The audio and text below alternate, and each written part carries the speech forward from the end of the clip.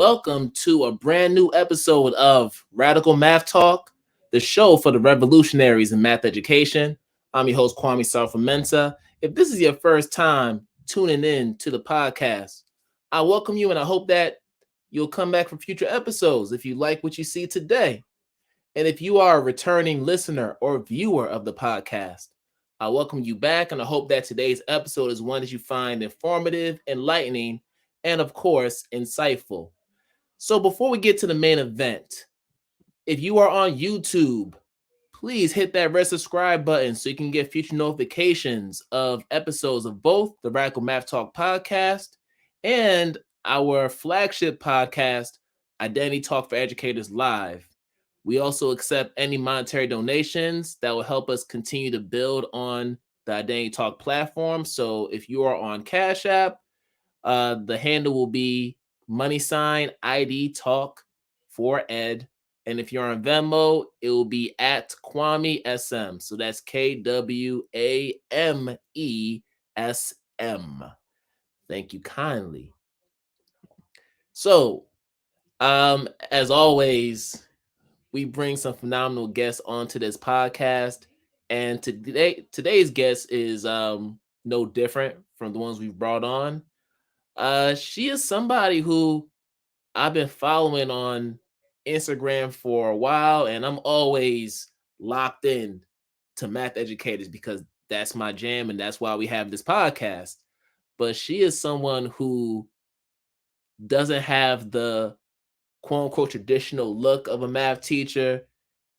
She toots her own horn. She is somebody who pretty much defies what we consider to be the norm when it comes to what a math educator should look like, how they should conduct themselves, how they should show up in the space.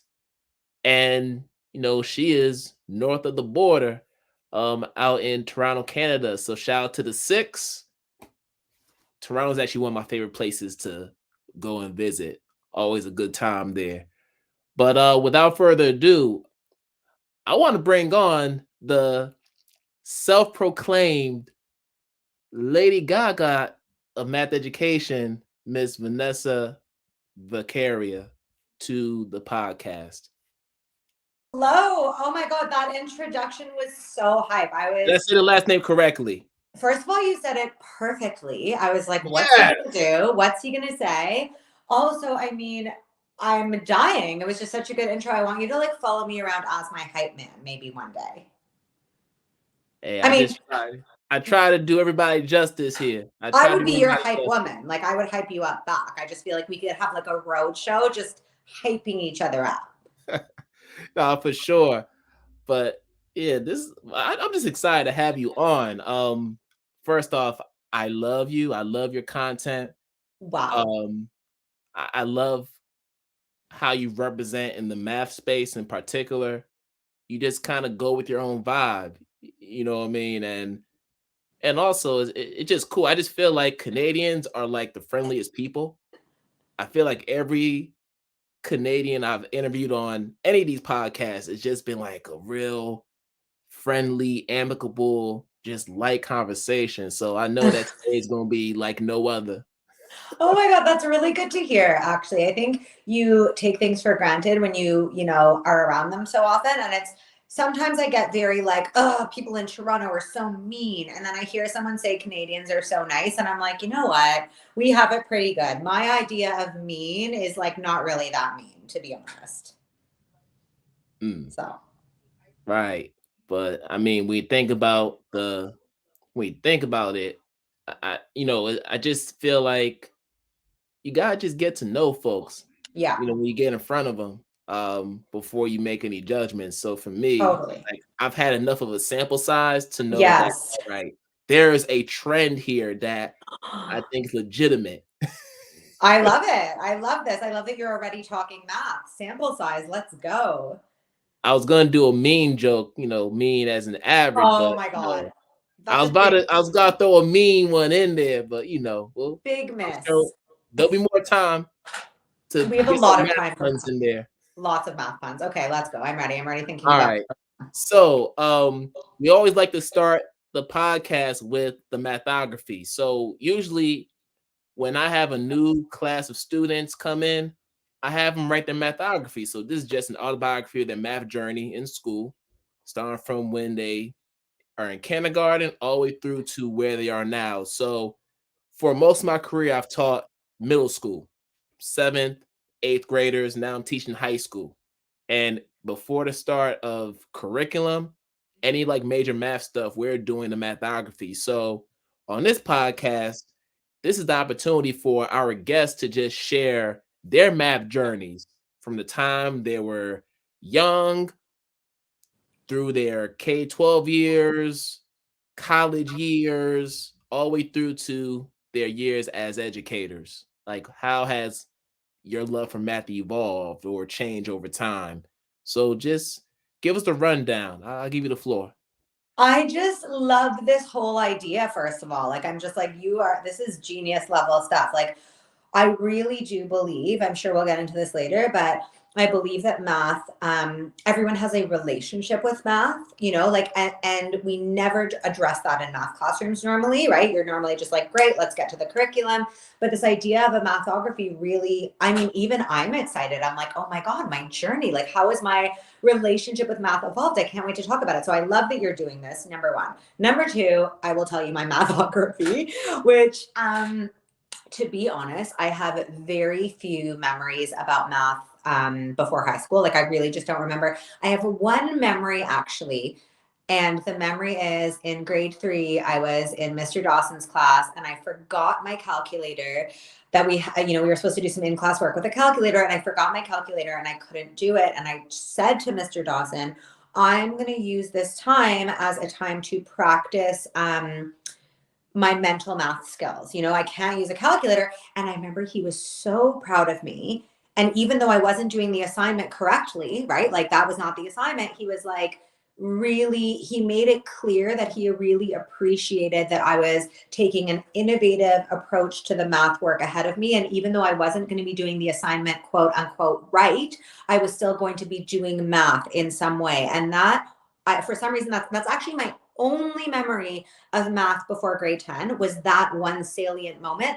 And actually, I've never even talked about that moment, but thinking about it now, I'm like, I think that actually is so important that he didn't care that I was doing it wrong. What he cared about was that I was doing math. So that's that one moment.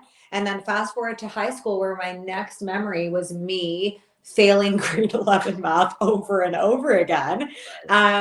Because I just wanted to be a rock star and marry Keanu Reeves, which are still my dreams right now to this day. So Let me stop you.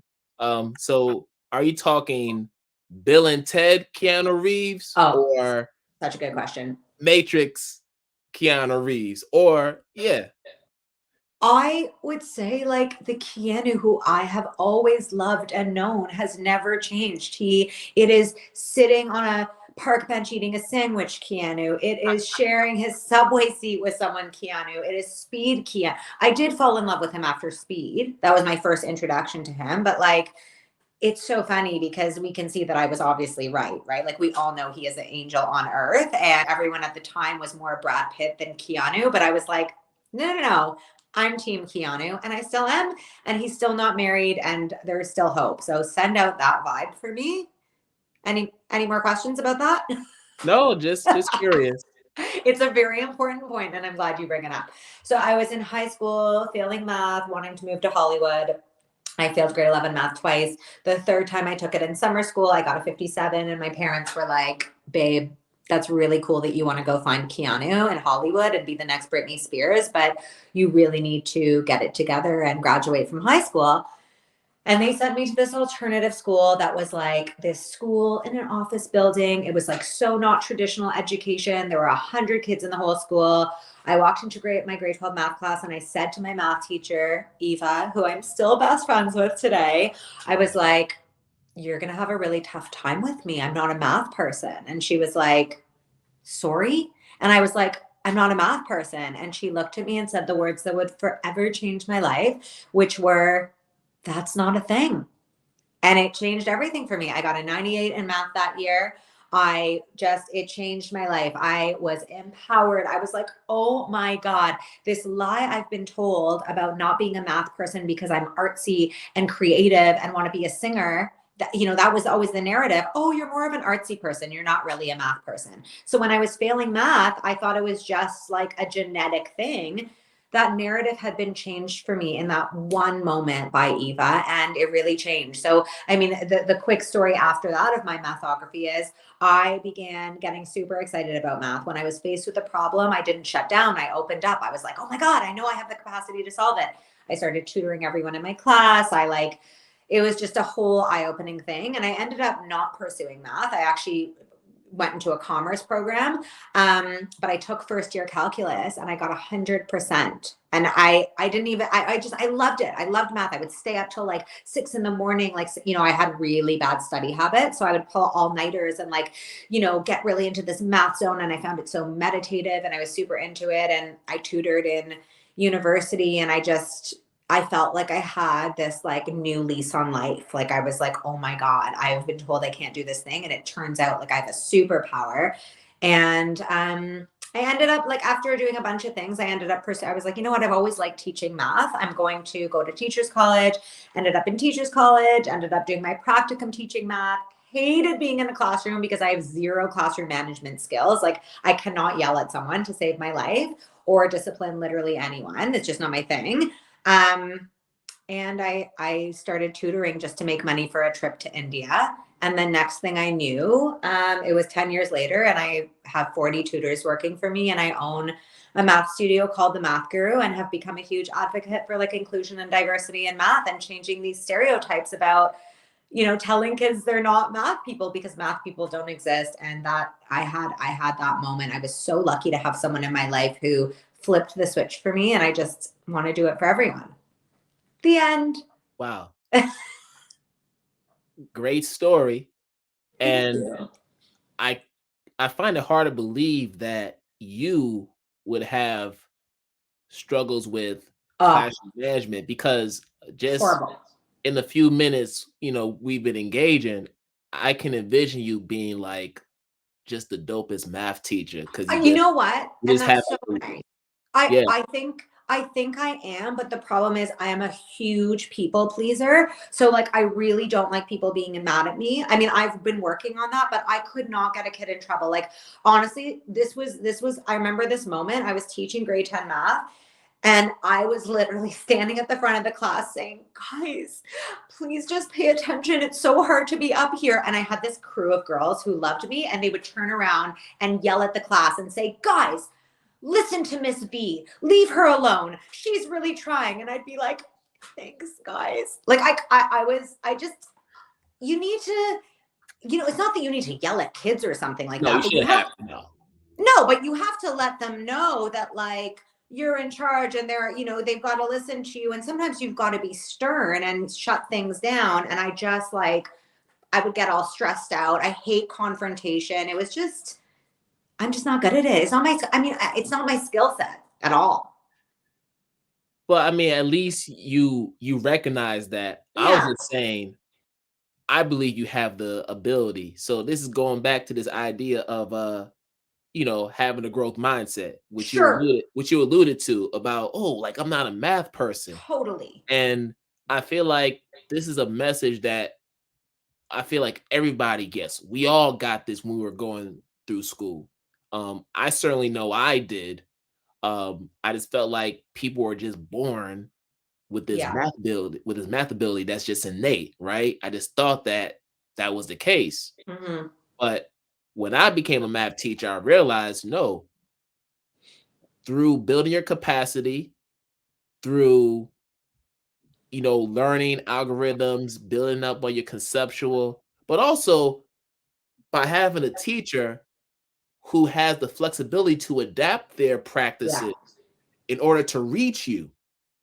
Someone who's not rigid and is just going to say, listen, just here, go ahead and follow this algorithm, go ahead and follow this formula and go run with it. No, like if that traditional path doesn't work for you, I'm going to create another plan outside of the box that's going to get you to that destination. And I don't feel like enough teachers are willing to do that. And I think it just comes back to just this idea of like what math pedagogy should look like. Right.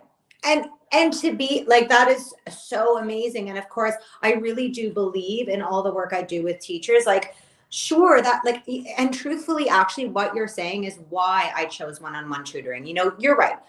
I could develop the skills. I'm not like, oh my God, I can't be a teacher. I can't discipline people. I could, but I realized quickly what I really wanted to do is be able to do exactly what you're talking about. I wanted to sit with a student and say, you're really into watching like 90210 or Grey's Anatomy, and I'm going to make you word problems about that show so that you can get interested. Like, I wanted to be able to zone in to what a student wanted. And the truth is, it is so hard. I feel for teachers, like in a classroom of 35 kids, like that's very hard to do. Yeah. You know, teachers are famously under-resourced and underpaid, and it's so tough. And I know teachers want to do that, and I completely applaud all those efforts. It's just like, it's hard, right? You have an opportunity one-on-one with a student that you don't have in a classroom. Yes, it's very difficult as someone that's, you know, been through that ringer for many years. It's hard because you want to provide that kind of instruction that's engaging, Yeah. that's going to bring everybody along, but at the same time, you have these different forces that are being imposed upon you in your classroom. There's the standardized testing. Totally. You know, there's the push for you to have to accelerate your pacing of the curriculum in order to get students prepared for these tests that ultimately don't really hold a lot of leverage at the end of the day. Mm-hmm, To mm-hmm, be very mm-hmm. honest, but you still have to prepare for them anyway because that ties to your teacher evaluation. So I don't know if there's a similar thing that goes on in schools throughout Canada, but I just know that in the States, Yeah. that's something that really puts a lot of pressure on not just math teachers, but teachers in general. For sure. We do have like, it's, you know, the system is a bit different, but we do have something called the EQAO that is similar for math and for literacy, where our teachers have to do that. And again, too, like, I mean, that's a whole other topic, right? Because I know we're not just talking about assessment, but you're kind of like, ugh, your hands are tied between having to do the assessment that is required that actually doesn't demonstrate what you're trying to accomplish in your classroom, and actually helping students feel good about succeeding, which anyways, it is definitely so tough. Our hands are often tied with red tape in the classroom, and that's the reality of education. Right. And you mentioned the now 2-0 example. So here's the thing. Now, obviously, you know, I'm almost at my 40s. So I happen to be, you know, old enough to know when now 2-0 came out. Uh-huh. That's part Uh-huh. of my childhood. So like, you know, I can remember, you know, Donna and Kelly and Oh my God, Brandon and wow. Bill and all of them. Like, I can remember watching on Fox when Fox just started. Like, I was in elementary school, but I remember the shows vividly, right? But that was part of my upbringing. Yeah. Now, with regard to just the test in general, and I don't want to dwell too much on it because there's so much more I want to talk about, Right. the importance of infusing the cultural context of the students into Mm-hmm. those tests is so important. And that's something that's always lacking. Like, if you don't make the question such that it includes those characters, how do I connect to the content, right? 100%. And 100%. And right, you're doing that in a room of like, you know, however many kids that all come from different cultural backgrounds, right? That it's like, that's something to really be aware of. That's super hard to do, to, you know, address every single person in the class and make sure they all have that context. right. And usually it always, you know, leans towards white dominant culture. You know, 100%. the question. 100%. So if I haven't had the life experience to, you know, be exposed to what's being framed in this question, how can I access it? Where's my entry point so that I can Totally. prove to you that I have the capacity to show you this math Yes. that you are Okay. asking for? I'm pausing for 1 second. I know we're live. I know people are watching. I need to go tell the people outside the door to stop talking. We're gonna just entertain them, like hum a song or something. I feel like you can hear them. Can you guys hear this? Oh, I didn't even hear anybody. Oh, you didn't? Should I I haven't tell heard them? anybody. Okay, fine. I know everyone is probably really loving this technical moment for us, but okay, I'll stay here. I'm not going anywhere. Let me know if it gets loud. Hey, but here's the thing though. Just like we frown upon perfectionism in math, Exactly. we definitely frown upon it here with podcasting. That's You know why I what? wanted people to know this is what we're dealing with. You know, sometimes people are talking. I'm telling. Okay, just wait 1 second. All right, no problem. Can you guys not talk? I'm so sorry. Or like talk somewhere else entirely. No, it's okay. It's okay. Okay, we're back. Okay, look, that was so quick. See, guys, that's how it's done. Hey, that's what we doing. That's what we're doing. But listen, Vanessa, wow, there's so much I want to talk about, and I think this is a perfect segue into our show your work segment. So, you know this as a math tutor, in order for students to show that they really understand the concept you're teaching, there has to be some evidence showing you what they can do. So like over the years, I have constant students who come to me and they show me their work, but all I see is just the final answers. I don't see the thought process they went through. So, that whole idea of, procedural knowledge, right? Like, show me the steps. How did you get to this point? And I'm not saying you should do it the way that I taught you, but I need to know how you're thinking about this concept. And a lot of students will say, but I got the answer already, Mr. Sarfo-Mensah. What's the problem? The problem is not to say that you're cheating. I don't believe you're cheating, but as a teacher, if I'm going to give you the constructive feedback that you need in the event that the answer is incorrect, Right. how can I trace back to see where you went wrong? Where did you make that computational error? So it's more so for me to be in the best position to give you the best feedback. So with this show your work segment for this podcast, this is about you showing your receipts, right? I love it. Because you're all about creating math gurus when you tutor them. You're all about advocating for math, and you have all the receipts to prove it. You're showing that work on a day-to-day basis.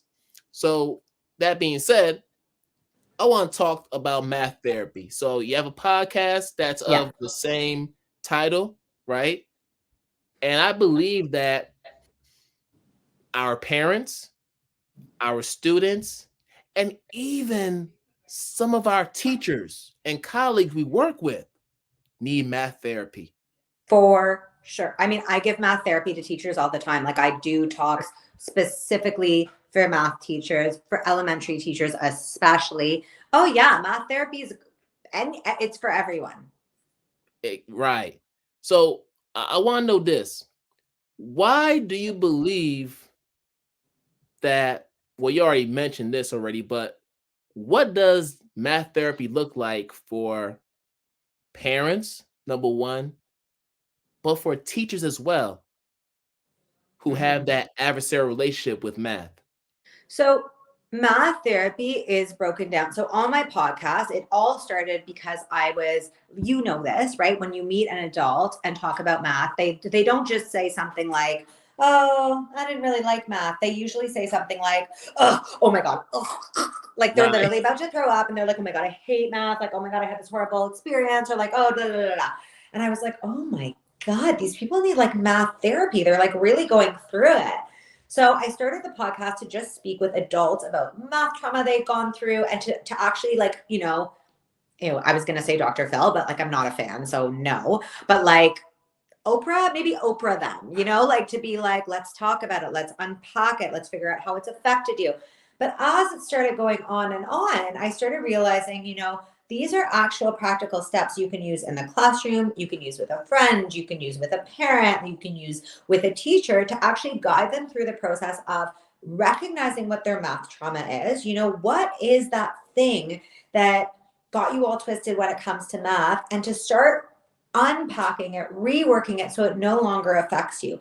And I think the first thing to note about math therapy is you need to, along the way, if you're no longer a student in the classroom or a teacher who's teaching math, you need to understand what the stakes are if you don't unpack that trauma, right? A lot of adults will say, well, I don't use math in real life anyway, so I'm past that. I have a job that doesn't require math. I don't use it. Like, who cares? Why should I do this? And it's really important, what I always say, I've told you my mathography, and what I might not have mentioned is when I say I had that light bulb moment, it's not that all of a sudden I was like, oh my God, I'm a math genius. I need to go work at NASA. My moment was, oh my God, I've been taught a lie about what I'm capable of. And now that I've proved that lie wrong, what else am I capable of? And, my dreams of becoming a rock star, for example, I only started a band. So I'm in a band, in case you don't know. I talk about it all the time. Shameless plug. I'm in a band, and I've been in a band for 10 years.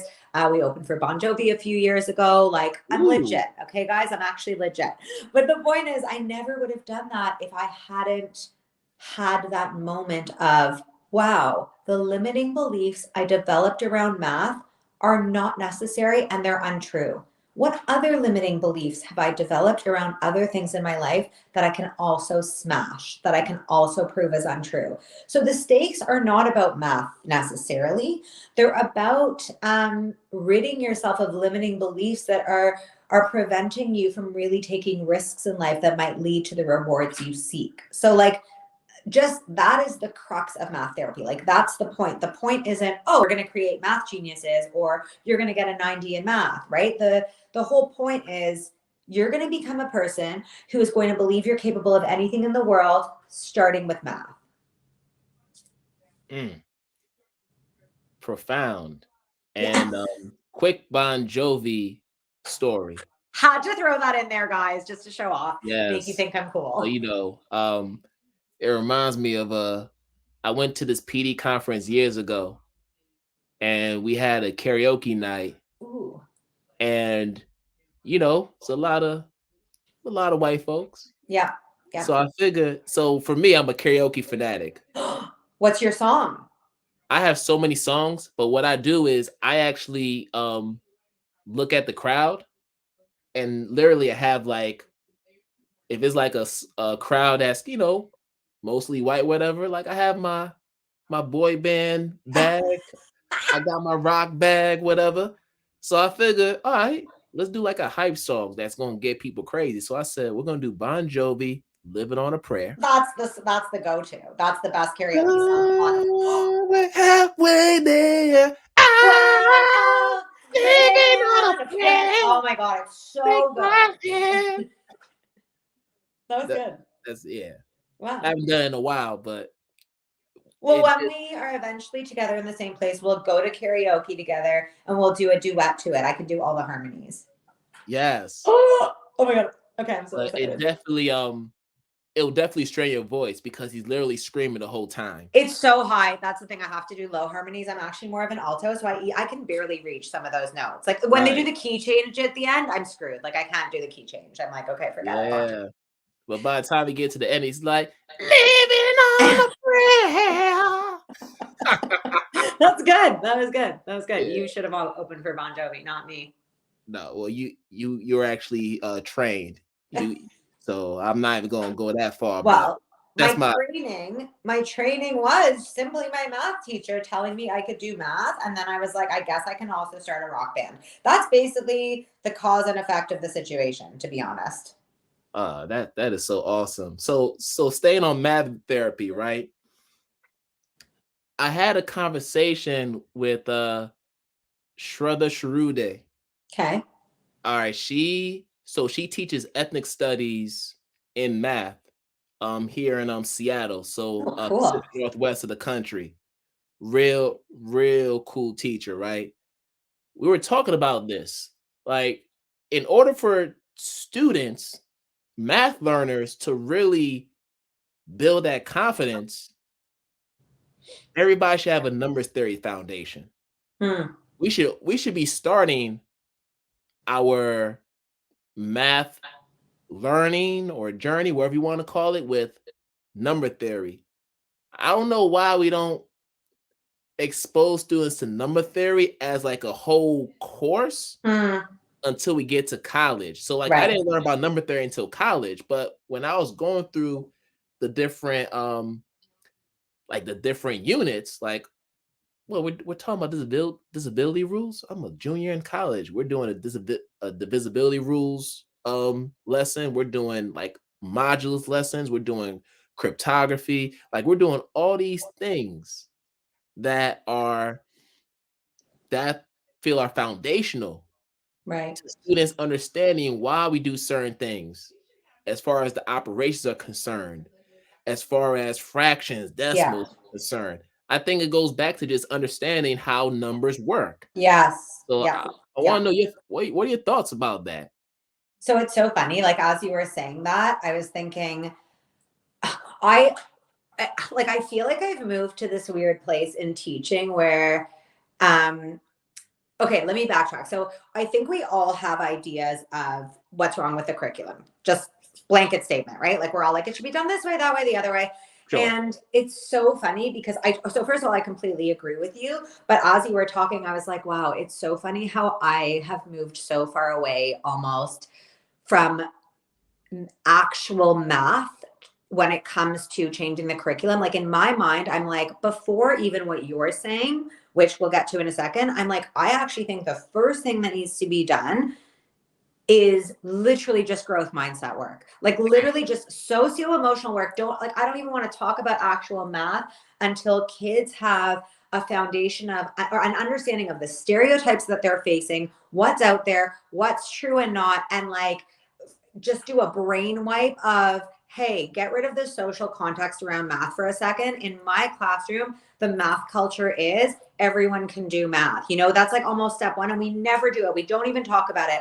I actually interviewed someone on my podcast you'll hear in the next season. And what she says is she spends time getting ready or students ready to learn. Like before they're even learning, get them ready to learn. What limiting beliefs do they need to break about themselves? What do they need to know? So I would say that's like the first thing. But yes, number two, what you're saying, understanding how numbers work. I feel like we don't even do that. And it's like everything builds on that. But I truly believe because if you think about it, understanding how numbers work, it's simple and also like the most complicated thing ever. Like that's so crazy. Like imagine teaching someone how a number works.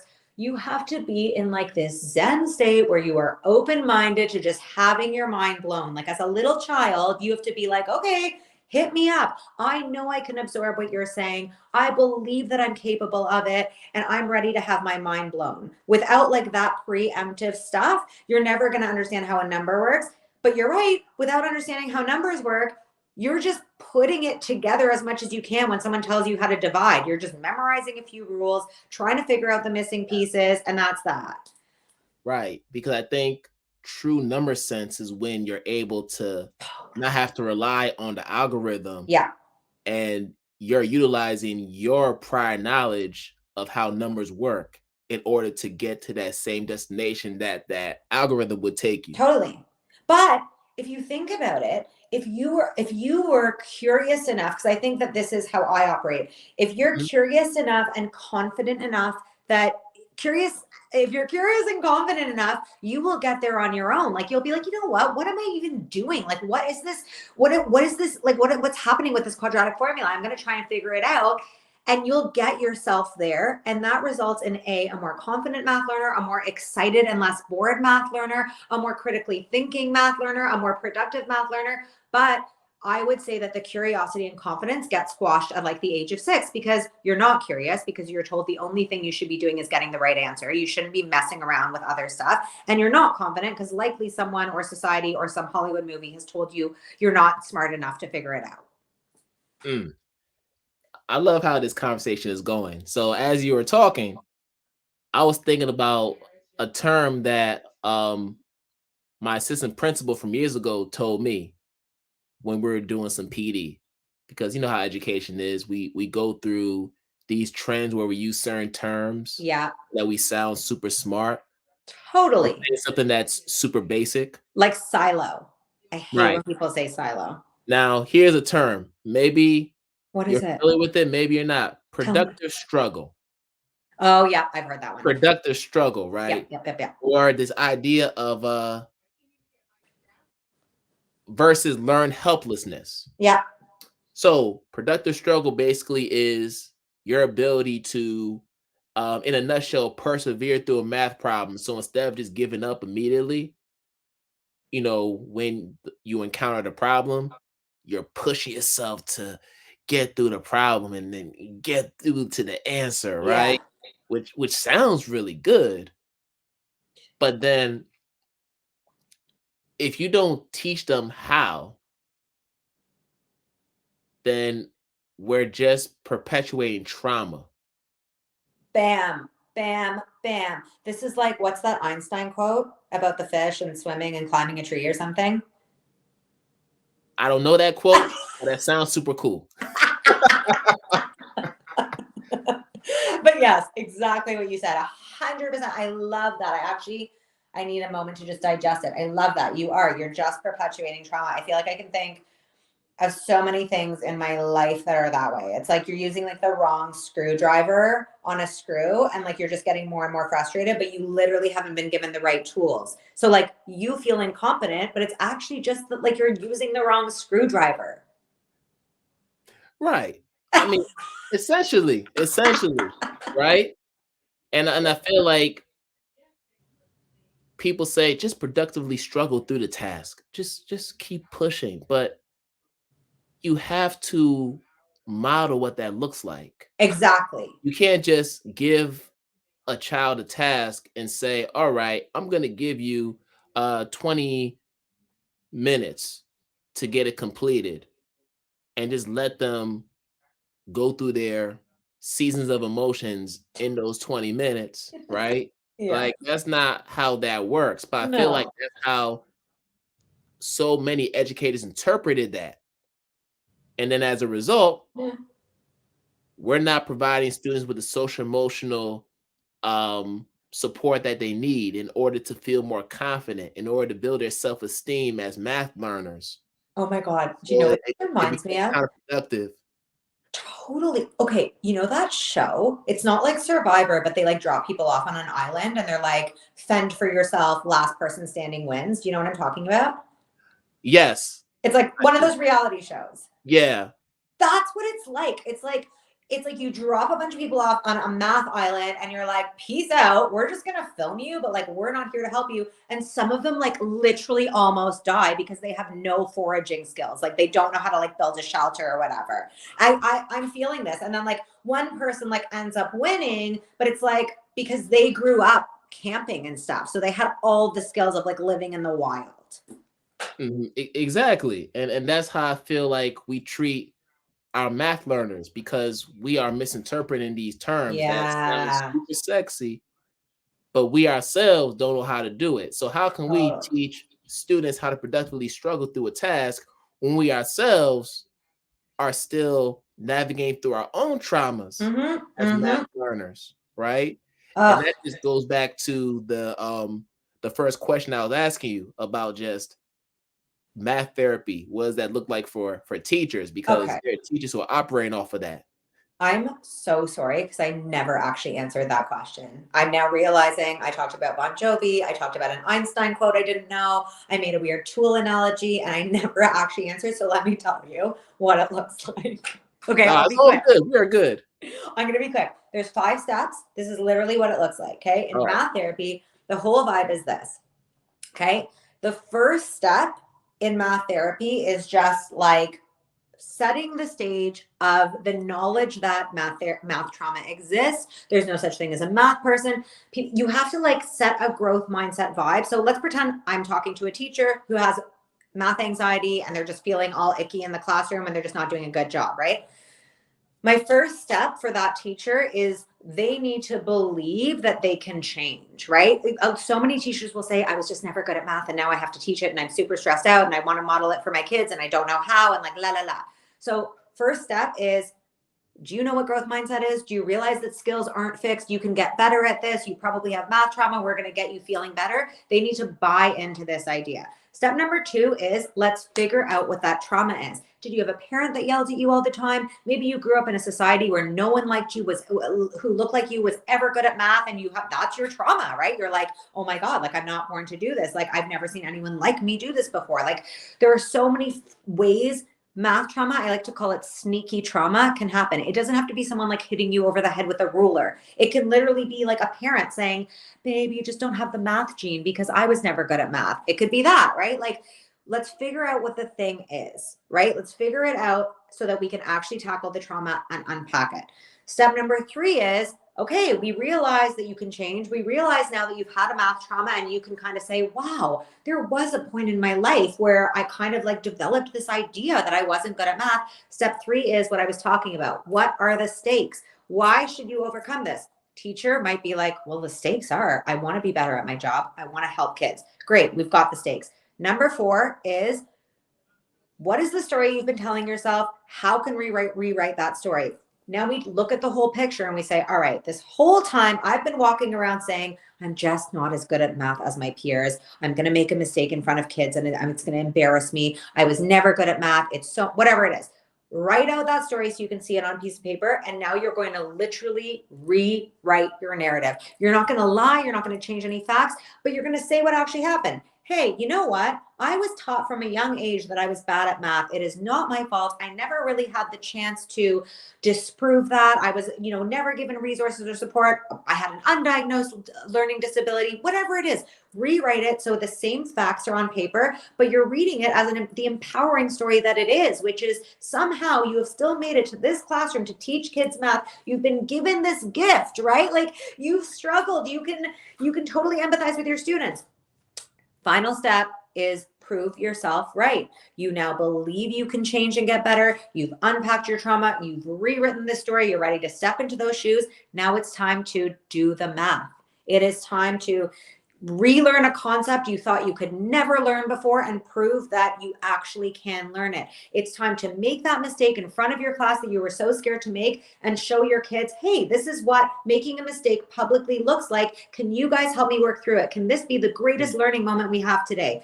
And that cycle just repeats over and over until you start getting more confident, until you start stepping into that new narrative you wrote down, and still until you step into the best math teacher self you are because of your trauma, not in spite of it. Okay, sorry, that was a lot.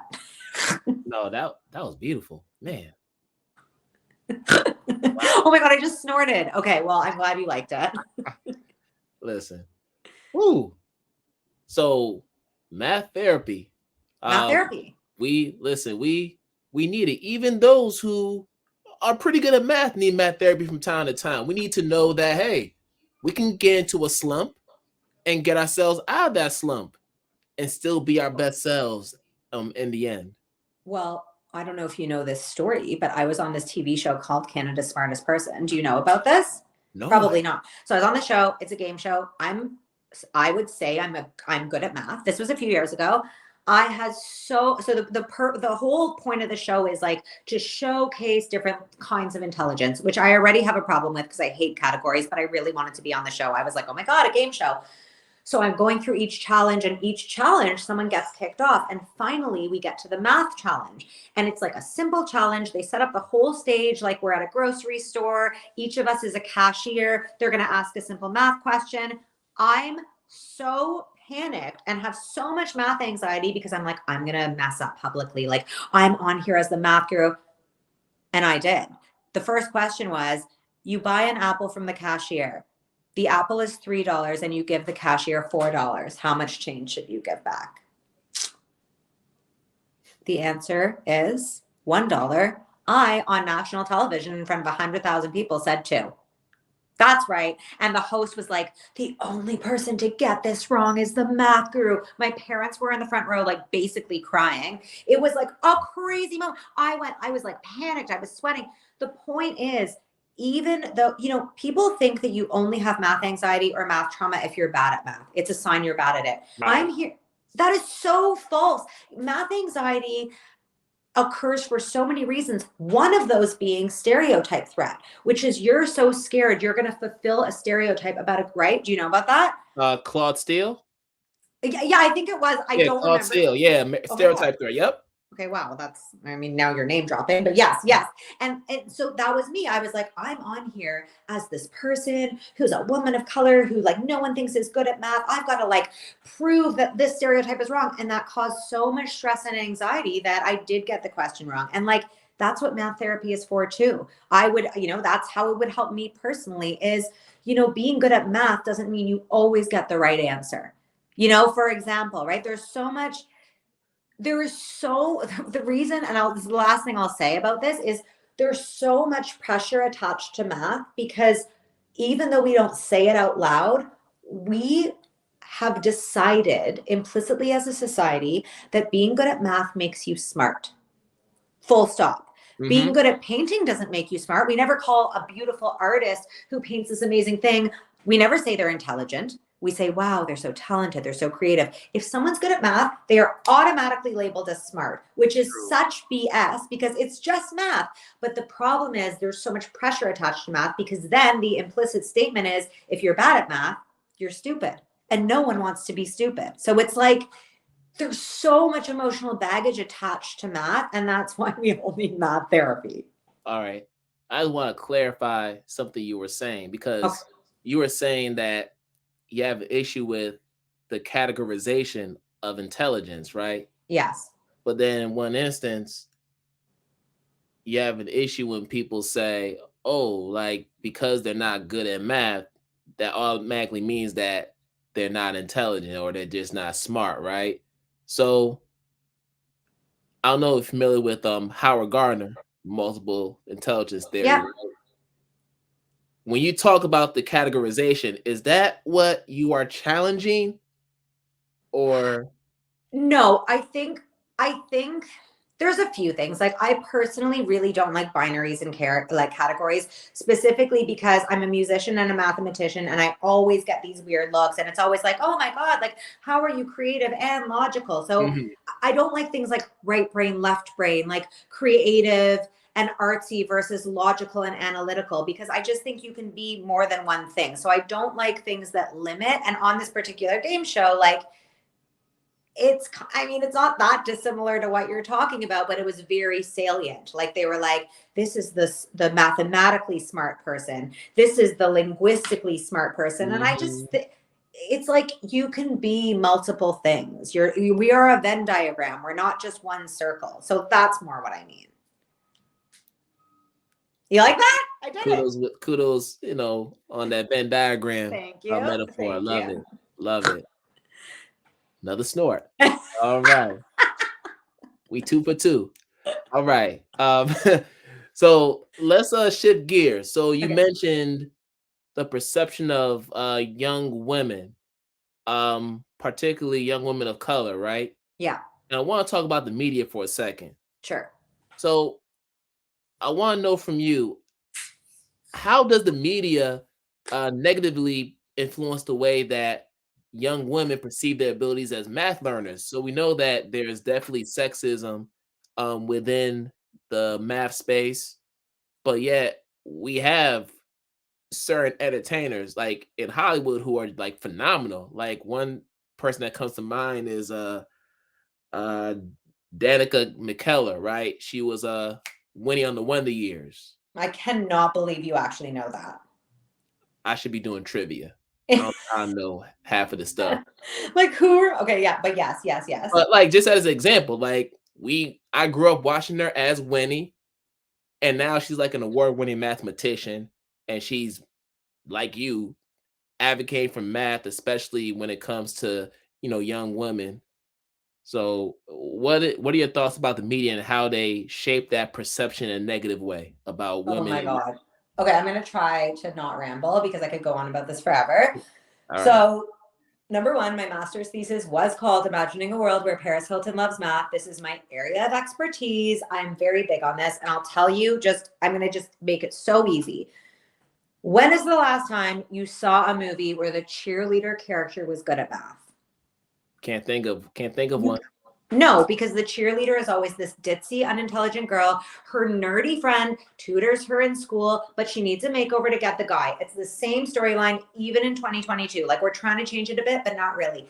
That is one very simple example of how girls especially are not allowed to, I mean, I haven't even gotten to women of color yet, but let's just say women especially are not even allowed to bring their whole selves to the table when it comes to math. You can either be a cheerleader and be popular and have friends, or you can be good at math. Those are your options. Now, most math movies are a crazed white dude who is so smart and mathematical that they like can't hold down a relationship and are diagnosed with mental illness, and that's what makes them good at math. Like, though, like Matt Russell Damon, Crowe, like a beautiful mind, like Russell Crowe. exactly, or like Matt Damon, that's exactly it, right? Like, it's like, Yeah. always this. So we have such a warped perception of what math intelligence looks like from the media. And I will even say, like, speaking of women of color in math, when Hidden Figures came out, for example, that is like, when we talk about it, people will say, but what about Hidden Figures? Yes, because it is the only movie you can literally think of where we're showing these amazing, intelligent women of color. And by the way, the storyline is that no one knows about them because we basically hid them away for so long. So, like, it is amazing and so awesome. And I obviously have to wait, have you seen Jingle Jangle?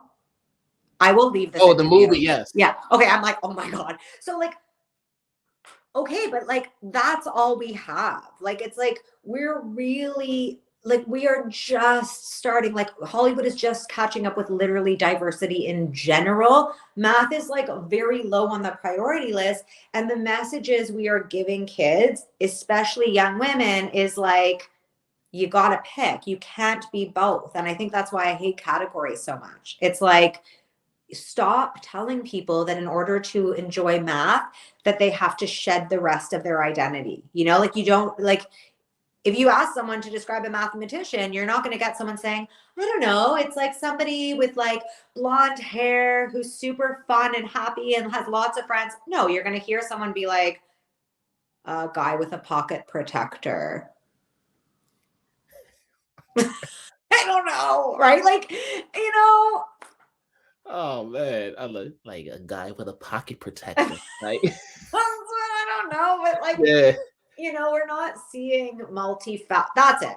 Hollywood doesn't give us multifaceted characters. You know what a great example is? Did you watch The Circle on Netflix? I have not watched. Oh, The Circle. You know what? Is that the one with the women academia?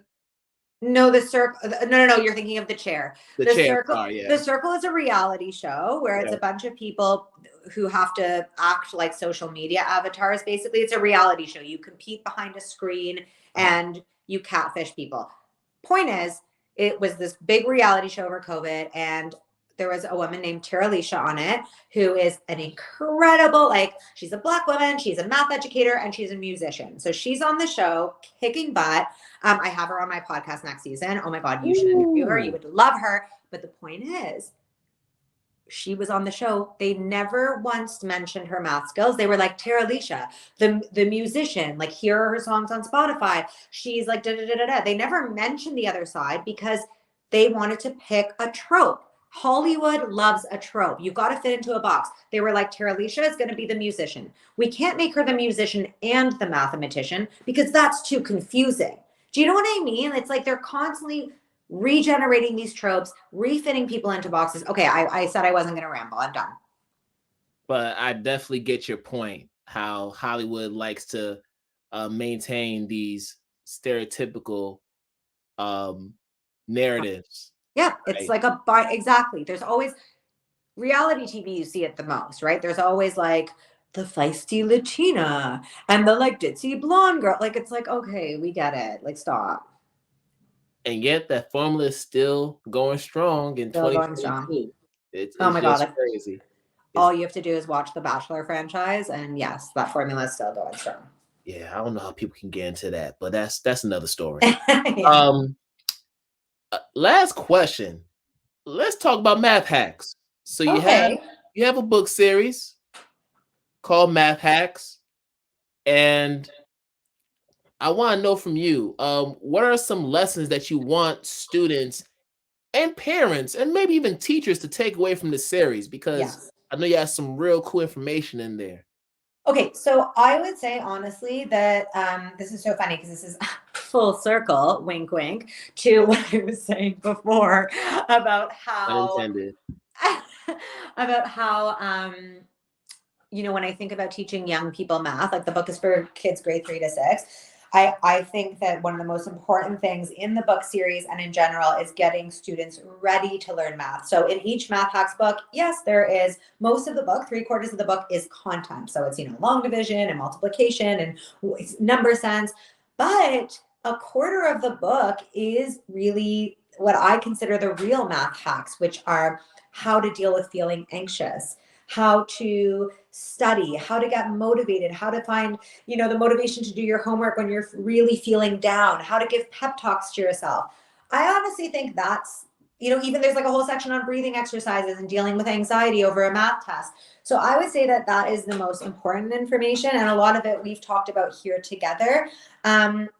And I think that's what I would love teachers and parents to take away from this most, like in a moment of real struggle with your math class or your kids, when you're like, they keep failing, or they're not understanding concepts as fast as I want them to, taking some time out to say, I know I feel crunched for time and there's a lot of curriculum to cram in, but what time can I make to get my student or my kid ready to learn, not just math, but anything? How do I get them feeling confidence? How do I get them feeling motivated and excited about taking a risk or raising their hand and asking a question when they don't understand something? So I think that for me is the most rewarding and important part of Math Hacks. Is we very rarely, I don't think ever, this is the first book that has that kind of content right alongside actual math content. And those two really need to go hand in hand. Yeah, for sure. Incorporating that social emotional Yeah.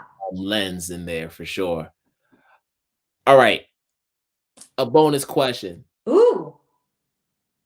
I want to talk about calculators for a second. Oh, okay. Okay. So growing up, and maybe this was the same for you, I had teachers who prided themselves off of not having to use a calculator to do computations. So like, doing everything mentally. Telling you, hey, you are not allowed to use a calculator, to do this test, right? Yeah. So of course, growing up that way, when I first became a math teacher, I was that same exact way. But then over time, my philosophy around calculators changed because I realized, well, especially at the secondary level, we tend to shy away from manipulatives and just those tools that we need to really support our learning, and just rely heavily on these algorithms and these complex formulas that just build off of each other. And if you don't have the foundation that we've been talking about over the past hour, how can you really understand how these formulas are derived, how these algorithms are derived? So what I want to know from you is, what are your thoughts on calculators? Are you the type that's like, listen, you're using a calculator to do this problem? Like, you're not a real math person. How you gonna use a calculator to do that, right? Never say that. Yeah. Like, I never say that, but no, I mean, I'm being stupid, but yeah. No. But I think we're very similar. I think I've been the same way.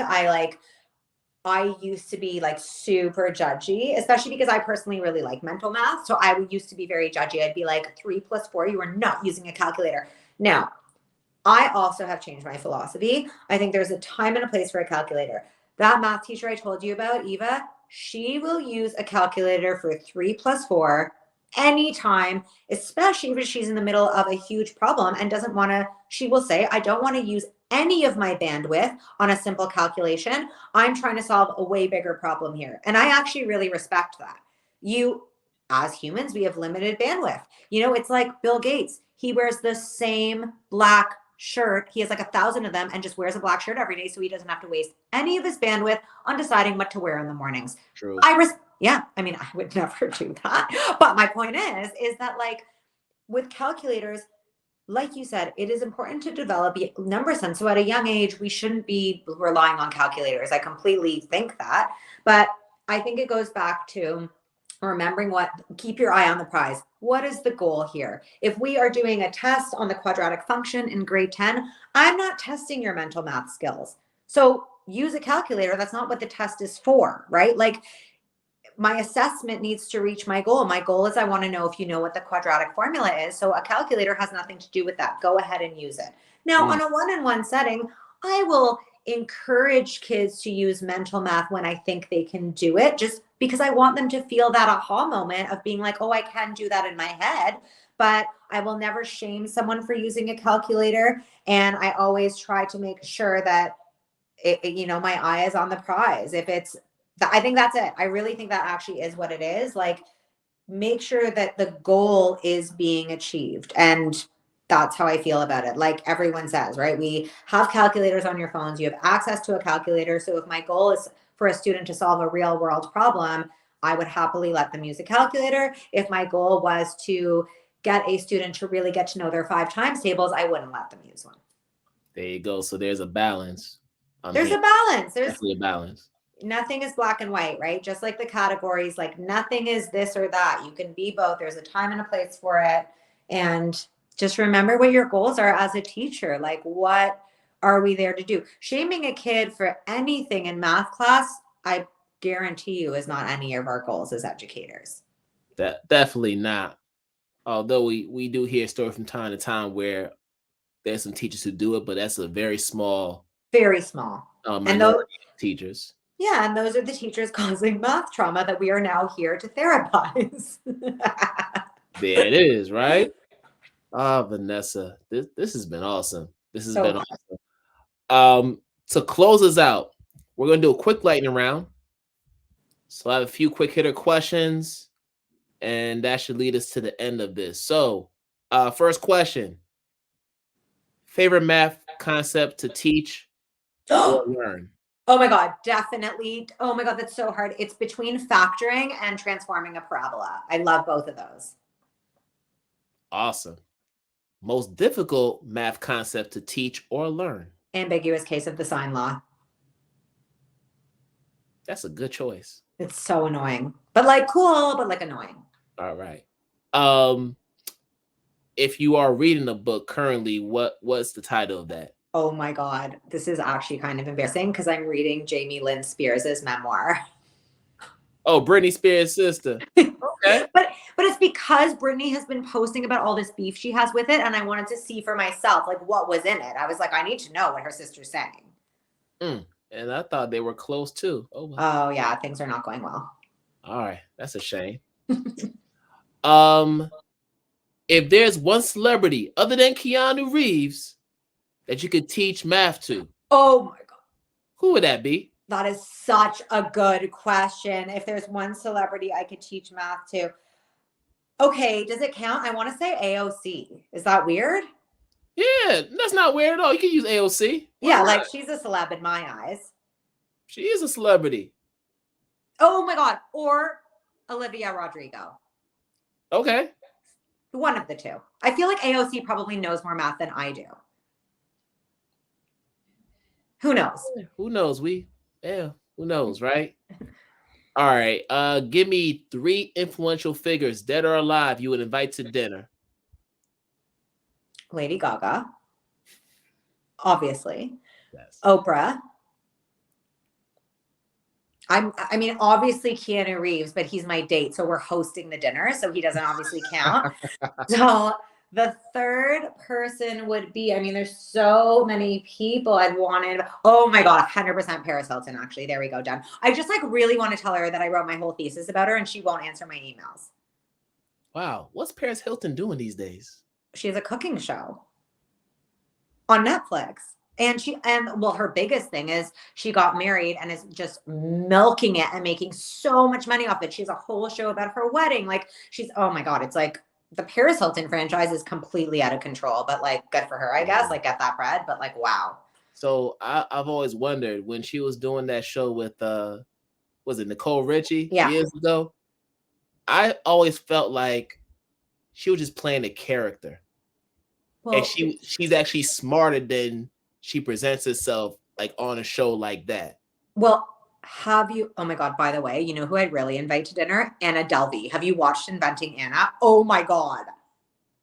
I haven't had a chance to watch it yet, but Okay. I've been hearing about it. You need to watch it. Okay, but back to Paris. Did you watch? This is why I thought of it. Have you not watched her documentary? I have not watched the documentary. That's why. So the documentary came out a few months ago, maybe a year ago, and it was about that. It was about this, like, she was playing a character. Here's the real Paris. Da da da da da. Like, it was actually kind of sad. It went into like this boarding school she'd been sent to, and like the abuse she endured. Like, I gotta tell you, I'm not convinced about this character thing, because like, yeah, she's playing a character for sure a bit, like, but I don't know. I don't see it. Like, it's like, yes, I got the voice and the character and whatever, but here's my problem. She's still doing it. And I kind of am pissed off about it. It's like, if you're aware you're doing it and you're aware of the influence you have on women, why are you still playing that character then? Like, it's actually kind of irresponsible, in my opinion. Wow, she's never going to come to dinner now. Now I'm like causing beef on the pod. Scared her off. Because I remember so when she'll do things like, hot. That's so hot. That's so hot. She's still doing it. So it's like, oh gosh. At least, like, I don't know. I'm kind of like, with great power comes great responsibility. And I'm like, it's the same way I feel about Kim Kardashian. I'm like, look, can you do something for women? If you're going to like be that famous and whatever, and people keep talking about how smart you are, then please just like wear a shirt saying math is cool or something. Like, do something. I mean, she's been focusing on, Kanye. being a lawyer and all that. I mean, that's a start. Okay, no, you know what? That's true. It's true. Sometimes I just feel like she says things that I feel are irresponsible, but I'm also being a bit judgy because I'm sure it's really hard to be that famous and be in the public eye all the time. I mean, her husband is, but ex-husband at this point. But I just started watching the Kanye documentary, by the way. Wow. Gosh, isn't it so awesome? It's just incredible. It's completely changed how, like, I just can't believe he literally worked his way from the bottom. Like, it is incredible. I'm only halfway through, but like, even the first episode, I was like, I did not know any of this.